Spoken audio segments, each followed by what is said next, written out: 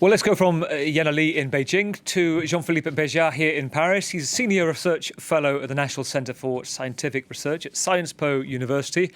Jean-Philippe, there have been already restrictions, but this is now taking it much further, isn't it?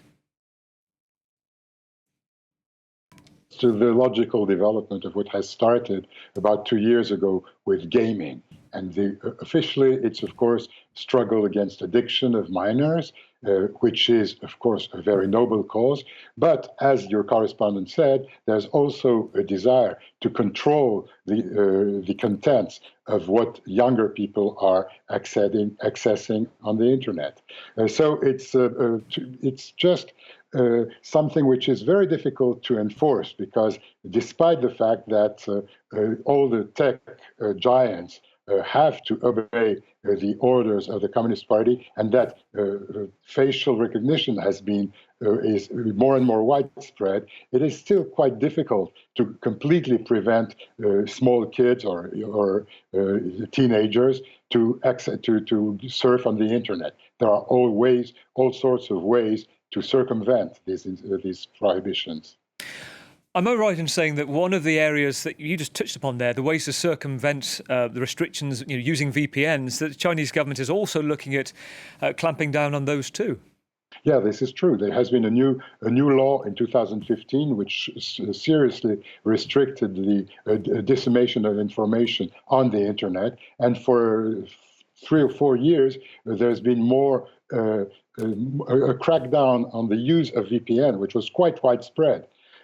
Actually, personal VPN can now lead you to jail. It's becoming a crime to use a VPN. But on the other hand, in universities, in research centers, people need to have VPNs in order to access international information. Then, from these people, information can also be disseminated. So when there is a measure, there are always countermeasures. But it is true, and we have to admit that controls have been developing on the internet since Xi Jinping took over power in 2012, and much more since 2017.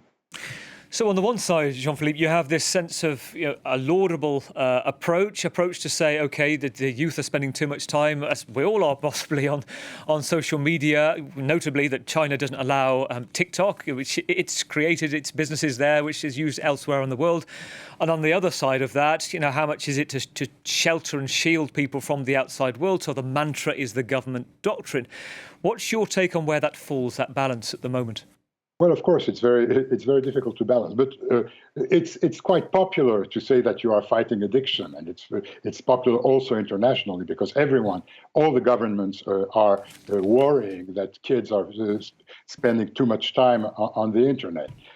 But of course, it's also a way to reinforce controls, and this is something which is specific to China, and this might be the real goal of the government, because if you look very seriously at the law, actually what are deemed safe contents are allowed to be used.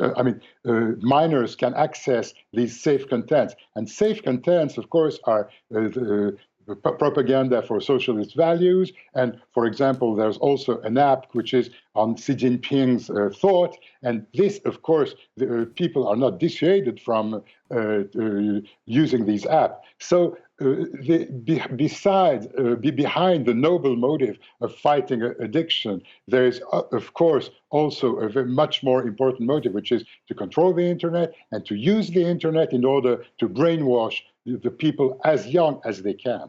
I saw some what you call vox pops, a sense from different media outlets interviewing Chinese parents, and there's a sense of a reluctant sort of agreement to the idea that less time for their children. What sense do you have that there's a significant critical voice to this? Well, it is always very difficult to hear critical voices, because when you go, especially if you're a foreigner, and you go and interview people in the streets, they won't really tell you critical views about the government's decisions. And on the other hand, it is true that many Chinese parents are worried that their kids are spending too much time on the internet, and they also read about what happened in South Korea, for example, and they have organized some. Some companies have organized de-addiction schools in China, and they get lots of success. So I think it's people, of course, have second thought about this new directive, because it's one way to reinforce control. But on the other hand, it can help them fight against their kids' addiction. Jean-Philippe Béjart from Sciences Po University. Great to have you on. Great to have that insight and context as well. Thank you very much.